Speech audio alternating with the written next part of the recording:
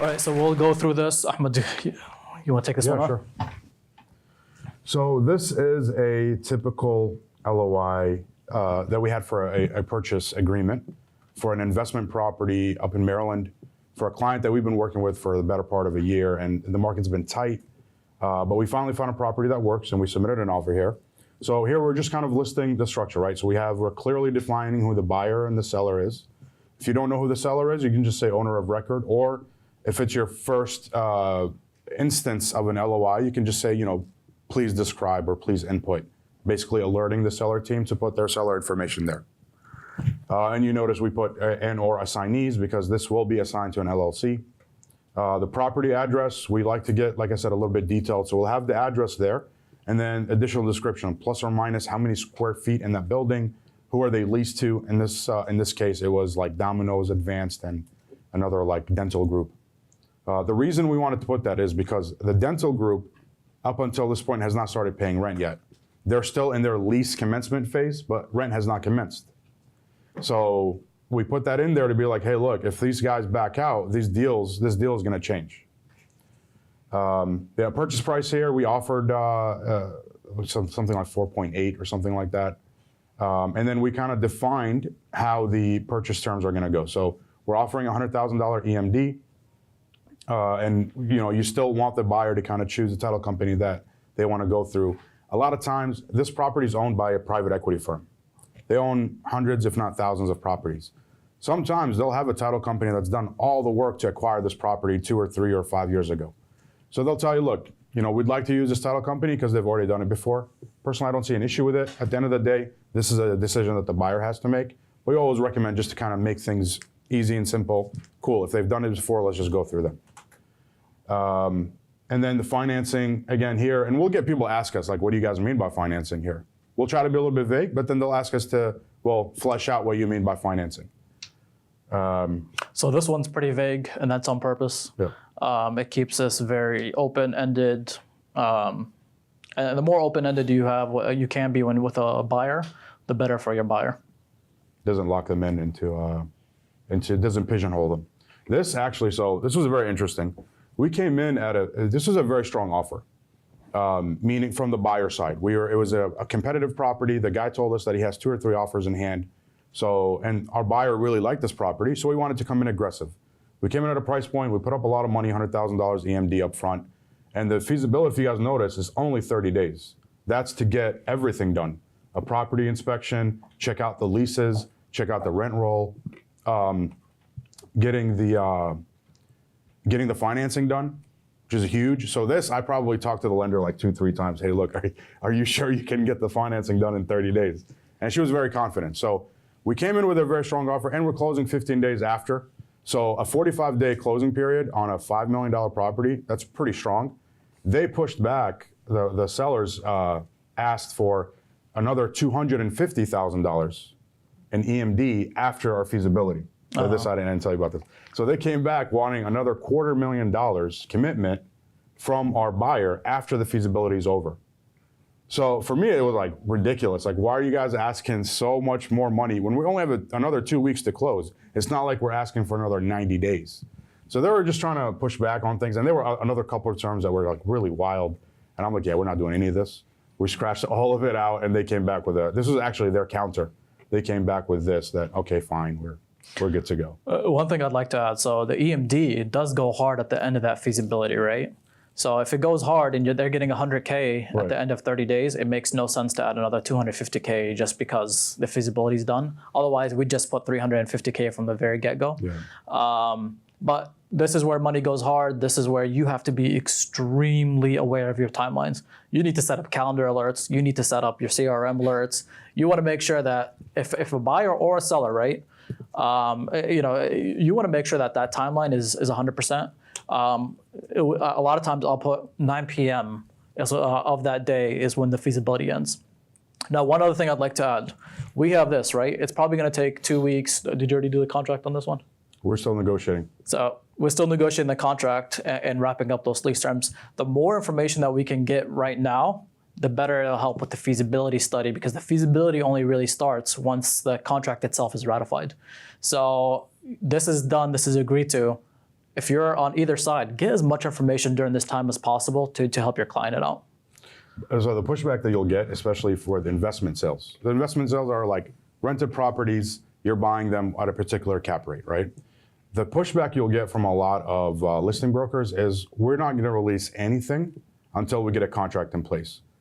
And the experience they've had is that when they release a whole deal folder of leases and terms and everything for the buyer to review, oh, it's like a kid in a candy store. They're spending a week looking through this file and forgetting about the contract, right? So for them, on their seller side, they're like, dude, you're not going to look at any of our information until we've negotiated and spent all our time negotiating a contract and we have a deal in place. So try to get it for your buyer. We try every single time. These folks were, they put their feet in the ground. They said, we're not going to do it. So, just to go ahead and try to get that contract period done as quickly as possible so you can get to the deal. So feasibility due diligence period. We try to be a little bit vague. Sometimes I'll push back and say, hey, look, well, no, break this out for us, right? And on the selling side, you want to be doing the same for your client. And then, have the closing period specifically defined when those 15 days happen. So this says 15 days after expiration of the feasibility period. So for example, if we wanted to extend feasibility, although that's not a right in here, but let's say we approach the seller, be like, hey, look, we need another week on our feasibility. Can you give us that? And we've negotiated that. Technically, according to this wouldn't happen until after that, unless that's broken out and said, well, closing is going to stay the same. So it's important to be kind of, defining exactly when those 15 days happen. Closing costs, this happens to be Maryland property, so we just wanted to make sure that the seller's not expecting the buyer to pay all closing costs. Everybody's responsible for their own. When possession happens is important because sometimes there'll be like a sale leaseback, for example, where the seller is leasing back the property for X amount, whether it's a month or 10 years or 5 years or whatever.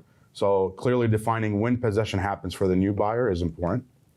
Binding effect, again, I think this is good to just put in there. It's kind of understood, but it's good to show, hey, look, this is a non-binding, non-legal document. And then a brokerage here. Again, we have this in the LOI where we're getting paid. We got paid 1% on this. This one kind of stung. $5 million deal, and you're getting paid 1%. You can, if you translate that, that's a 3% deal on like $1.5 million or $1.7 million. So, sometimes you gotta take what God gives you. One thing I'd like to add, so the binding effect is actually very important because if you don't have that in there, this could be construed as a contract. And if so you really have to clarify that, hey, this is a letter of intent, it's non-binding. Otherwise, a contract could be 2 sentences and you write it on the back of a napkin and you take it to the title company. So you really have to you want to make sure that this is included. One thing I'd like to point out, this is a template that we use. It's on Google Docs for us. It takes us 5 minutes, maybe 10 minutes max to get all this information. And we download it as a Word document and we download it as a PDF and when we send it out. The reason that you want to have the Word version of it as well, because that's where you want to track any red line changes. So you'll send it to them, they'll redline it and send it back. You want to keep track of those changes, right? It's hard to kind of keep track of every single item. So lawyers will have actual software to use to track, the differences between every single version of this. You might go through 5-6 versions. So you really want to make sure that the LOI is clear, it's succinct, and you have that Word version. Honestly, it also shows that you know what you're doing. If you just send them a PDF file, they're going to come back to you and ask for a Word version of this anyway so that they can redline it. So if you have that from the beginning, they know that you know what you're talking about. So that's the PSA LOI, or a purchase LOI. Pretty straightforward, generally speaking. There's like 12 terms here that you're, and they obviously can get a little bit more complicated, but this one was a little bit more straightforward.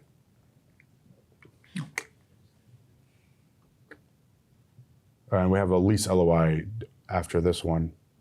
That's a playground. That's yeah.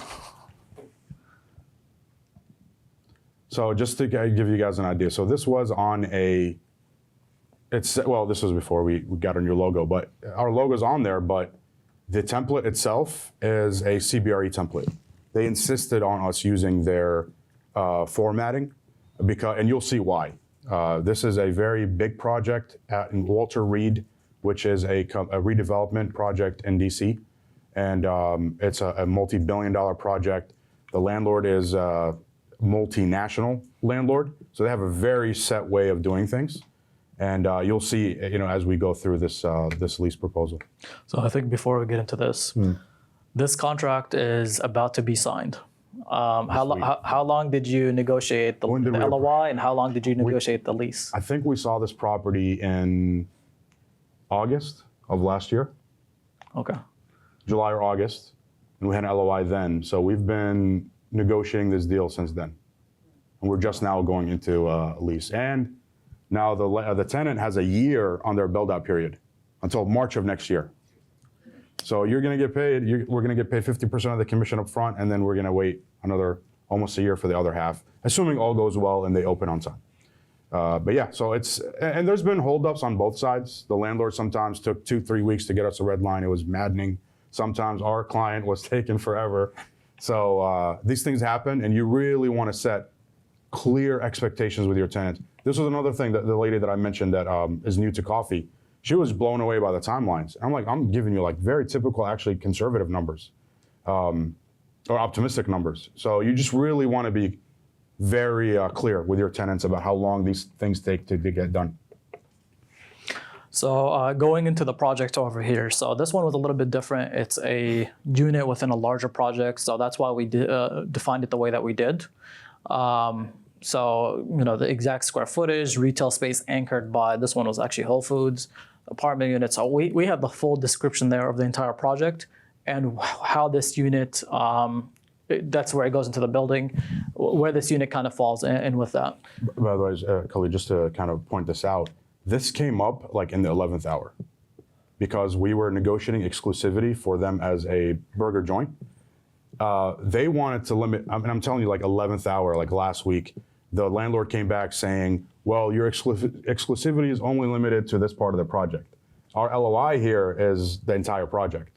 So we had good lawyers, they caught that, and they're like, no, our exclusivity is for the entire project. And this would have been a disaster if we signed it on the 11th hour with this added exclusivity clause, because if they open for a burger shop, right, and then they allowed another burger shop in a different part of the project, it could have really affected their sales. So this is why it's so important to be very diligent about, the description of the property. So we have the building, the landlord. So this is just identifiable information, right? We're just identifying them. We talk about who the tenant is. And if you look right here, shall not be permitted to change the trade name without landlord's prior written approval. So it gets very specific. They want to know who's going in there. They don't want somebody that's going to be Joe Schmo that changes it day and night. So you'll have stuff like that where it gets very detailed. Tenants shall operate a upscale, fast casual restaurant selling hamburgers, French fries, wings, and non-alcoholic beverages. This client will sell milkshakes not to exceed 15% of gross sales. So why is this important? Right across from this spot, there's like a nice, great, like outdoor area, place for kids to play, and then right across from that, you have a small ice cream. So they don't want those sales to be affected. So this is honestly, it's a great thing to have for exclusivity. For you don't want a business that half their sales are going to be ice cream, and you also have another ice cream store nearby. The moment that tenants start feeling that their business is going to get affected, and you're not protecting them, they're just not going to pay rent, or they're going to go out of business. So this is the best thing to do for your client and for others in the shopping center. That sentence took how long to get in? Yes. It was like 6 weeks to get just this one sentence figured out. To figure out that percentage, 15% versus 20. So we're really kind of like, again, it's good to do this because lawyers are going to charge you $350 to $550 an hour. So this cost us nothing to put 15% or 20%, other than time, unfortunately. But that's what you're really going to go through. You want to go through the rest? You know this better than me. So premise. So this was the premise is your lease premise, the leased part of the project that the tenant is taking on. So this was clearly defined by the amount of square footage. It was like 29 something square feet, and it's usually it comes with an exhibit or an attachment to this LOI showing exactly where their suite is and the layout. Exclusivity here. I mean, this was this was also something that, and it came up a lot during the lease. We were back and forth on exclusivity for a long time, even though we tried to be as diligent as we can in the LOI, you know. Signage was another problem that came up with this particular lease, right? Where this particular client needs to have like neon signage, but the project and architectural board for DC might have an issue with that. So that took us like a week or two to figure out. They send us their sign guideline. For this project, they send us their side guidelines PDF. It was 40 pages, just their sign guidelines. I'm not gonna go through that. I got a lot on my plate. So for us, we just pass it on to the lawyer. Hey, look, take a look at it. And it's a legal document, legal agreement. See, to make sure that the tenant's gonna be okay here. Ironically, they didn't get an example of what their sign is gonna look like in time. So they're like, we'll just take it out. Yeah, your initial lease term here, the reason why this says 10 years and 4 months following the rent commencement date is because we had an abatement period. So we had 8 months at 50% abated. So that translates into 4 full months. So what the landlord did here is tack on 4 months at the end of that 10-year lease to make up for the rent that he abated. So it's not always free. Sometimes you can get away with it being free, and sometimes the landlord, especially if they're prepping for a sale, which this landlord is doing, they're building out this project, they're developing it, they want to fill it with tenants, and their numbers have to be like perfect, right, for them to be able to sell off this project. So in this case, we had 8 months at 50%, but they rolled it in at the end of that lease. We have an option here, right? A 12-month option. The landlord pushed back. They didn't want to give us a 10-year option to renew. They gave us 5, and here they said to renew at fair market value, but in no event less than 3% over the prior year's minimum base rent. Base rent is in here as well with the escalations, 3% annual escalations. They even have a sales figure that they want the tenant to hit per square foot for them to actually be eligible for that renewal. So this is we probably gave you the best example of how complicated this can get. Yeah. 9 times out of 10, it's not going to be this complicated, but if you just take this, you can probably take half of this and have a good LOI. Yeah. But this will really it shows you exactly what the entire process would look like. The complexities you have to deal with.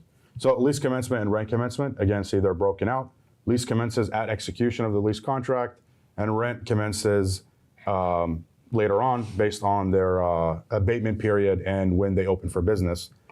This particular landlord, this is actually the first time we saw that. They put milestones for when they expect certain parts of this negotiation to go through.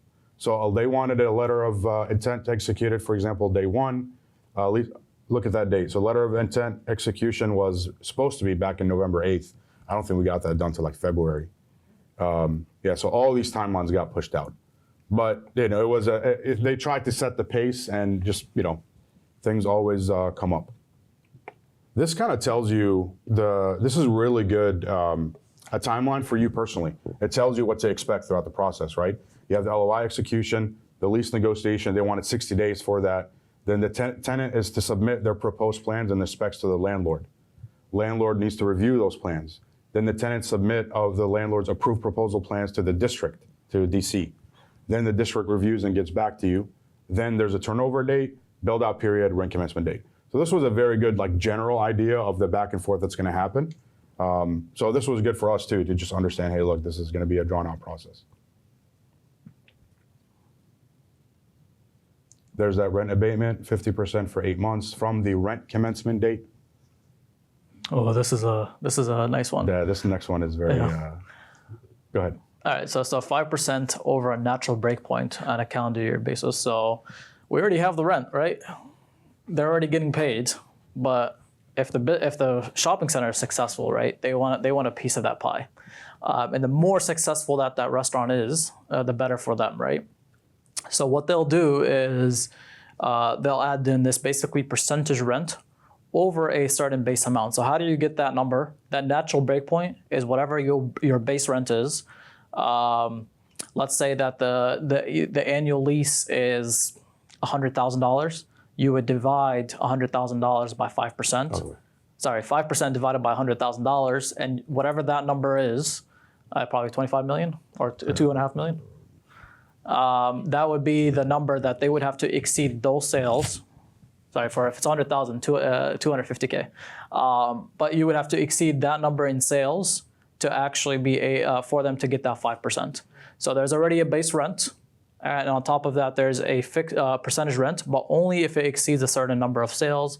And the best way to do it is this percentage divided by whatever the base rent is. So this doesn't include triple nets, which is good. It's just for the base rent itself. Yeah. This is actually genius. Whoever came up with this is a genius. Because what it's saying is that I'm providing, as a landlord, I'm providing a opportunity for you to, you're paying me rent, but you're making good money, right?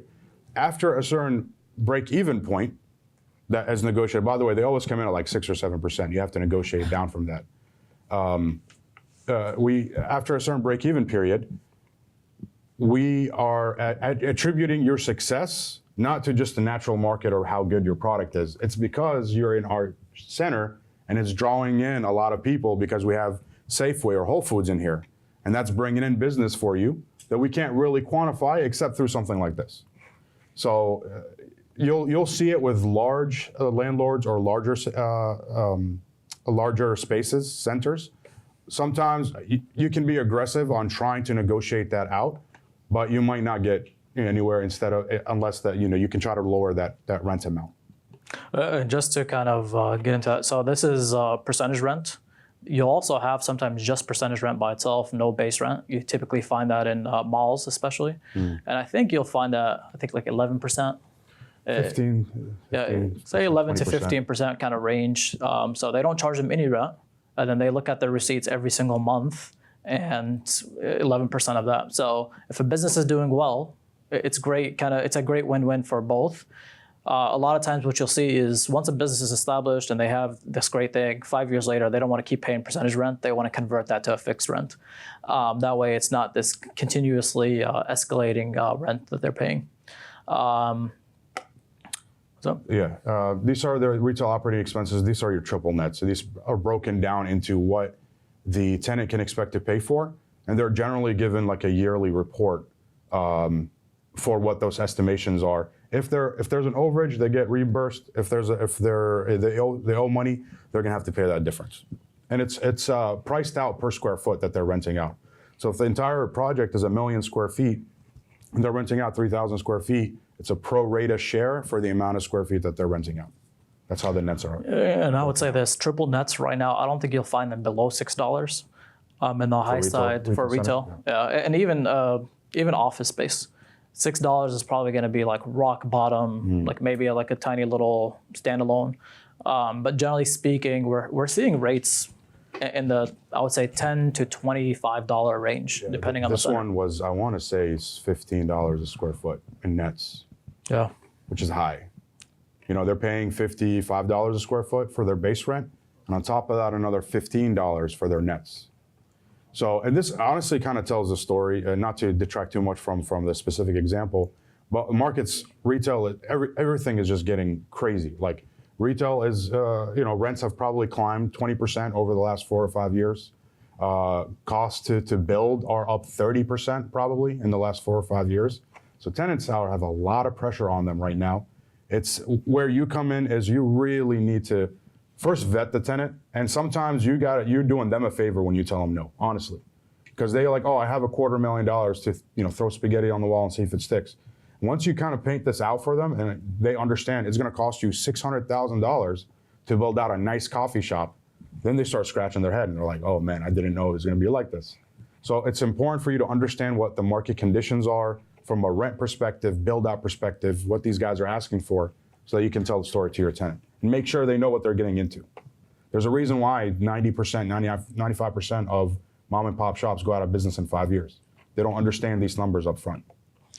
So for retail shell improvements, this property was actually a cold dark shell. Basically, you're down to the bare concrete. You also sometimes have what we call a warm shell.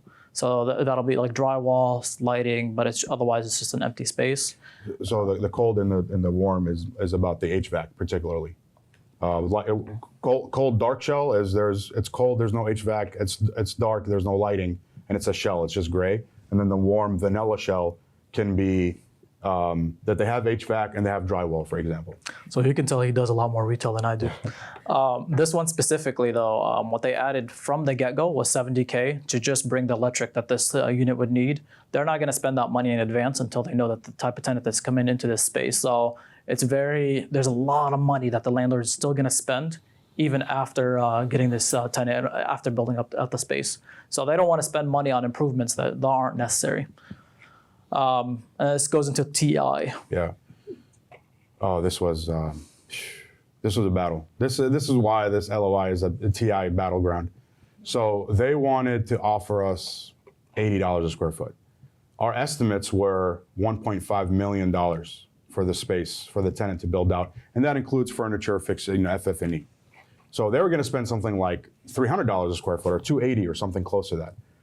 We went back and forth on the LOI for months trying to get the landlord to come up on their commitment and the tenant to come down on their commitment. Your job is to try to come to a happy medium. Where we landed at was actually like smack dab in the middle. And they added a term here that basically the tenant has to spend double what we give them in TI. If we give them $100 a square foot, for us to pay out that much, they need to show us receipts and invoices that they spent $200 a square foot on their build out. That does not include FF&E. So that's something also you want to understand on these build outs, this tenant improvement allowances. This doesn't include a fund to go buy equipment or like equipment, your oven for a pizza restaurant or coffee machines. No, this is just strictly for the build out and infrastructure. Your plumbing, your HVAC, your lighting, all that stuff. Yeah. This is very important for tenants to understand, you know. The landlord will dig through their invoices to make sure that they're not using that money to spend on build-outs that are not, or anything other than build-out.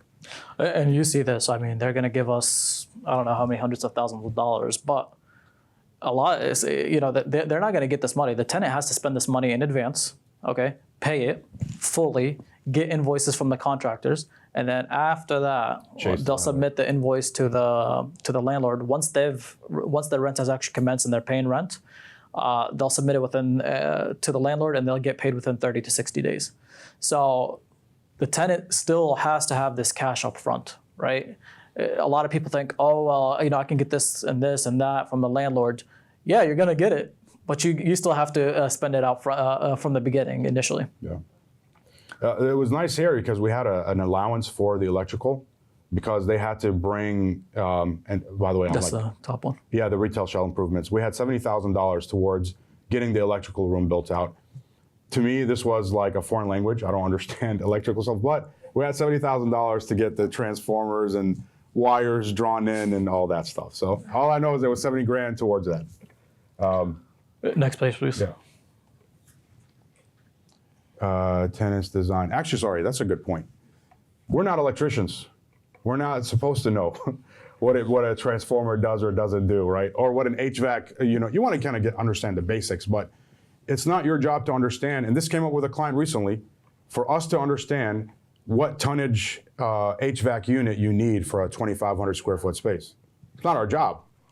It's our job to connect you, or I guess, you know, that's us going above and beyond, connecting you with somebody that can help you get those numbers, right?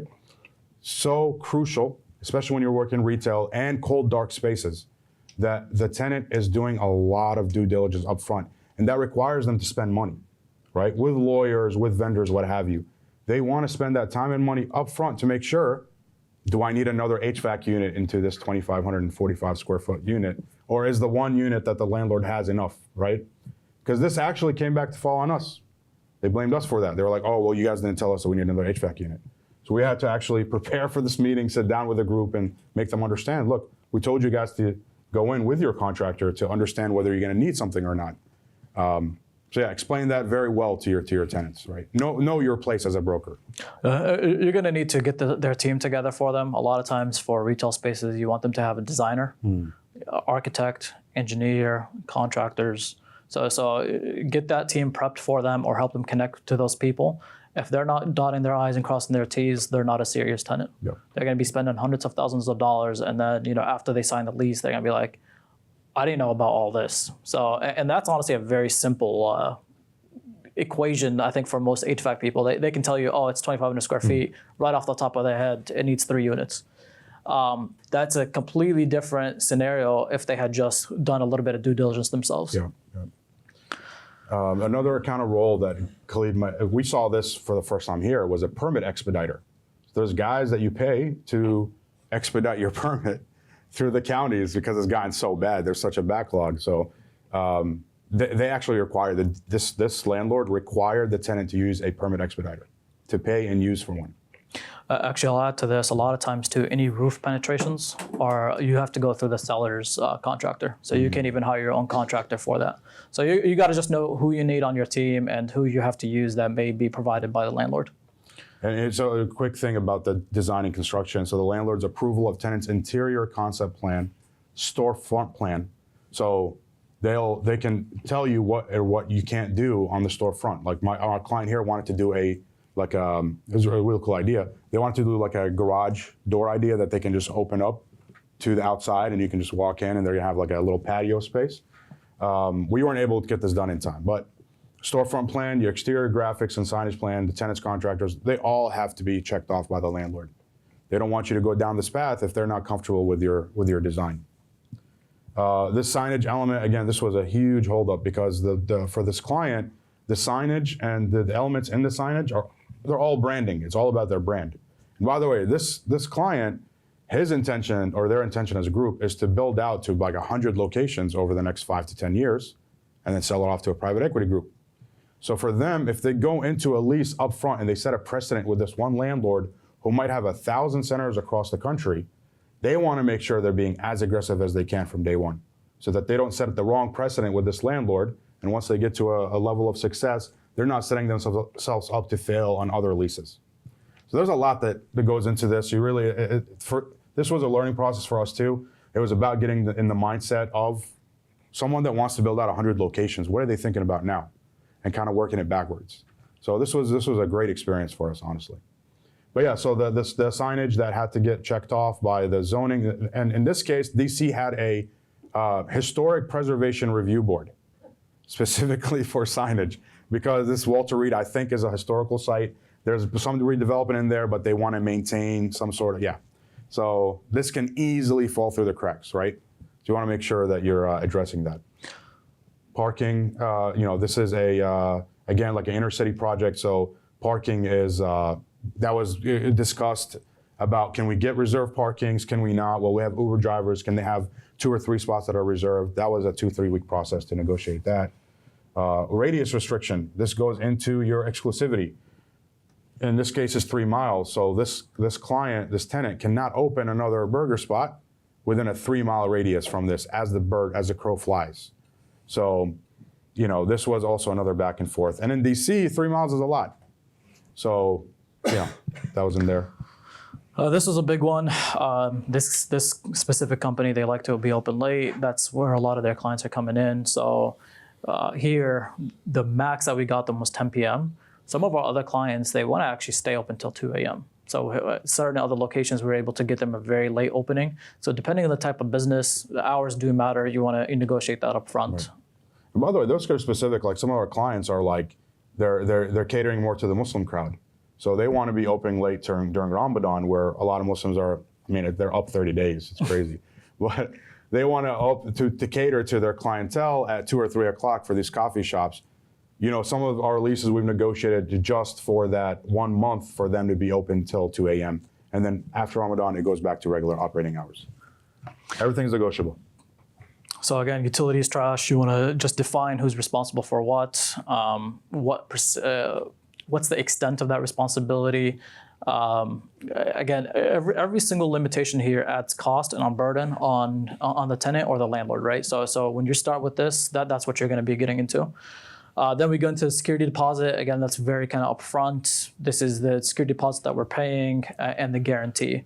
We're running a little short on time. I know, yeah, so I think maybe we can reduce the rate. This was, by the way, another thing that came up very last minute. They wanted 6 months, and the landlord, the lawyer caught it on the 11th hour that they wanted 6 months on a security deposit, and we had to push back right before the signing. So, and then this is where it gets into who the brokers are. Tenant's agents will be paid direct by the landlord per the terms of a separate agreement to follow. So that's in there clearly. Effects of the submission, within a certain time period. If this is not signed, it expires. We can just keep scrolling through, please. Oh, lease form standard. You have to use a landlord's form for this. And that was the 100-page lease that we were talking about. So it's actually good that it came from them versus the tenant having to draft a lease from scratch. So this next part we can kind of scroll through a little bit slowly, but it's more of the exhibits that I wanted to kind of show. So that was the signing there. This is the full project right there. That's part of the exhibit. This is where they're going to be, right across from the Whole Foods, their unit. Now you're getting more granular what the space looks like and the geometry of it, the interior.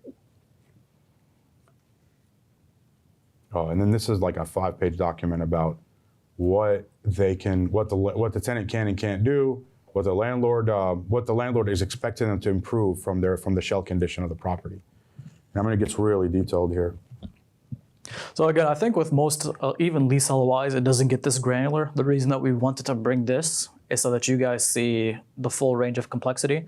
You might want to take a LOI like this, use the top 15 terms, and then if something else becomes prevalent for your LOI, you can just, take that. Yeah.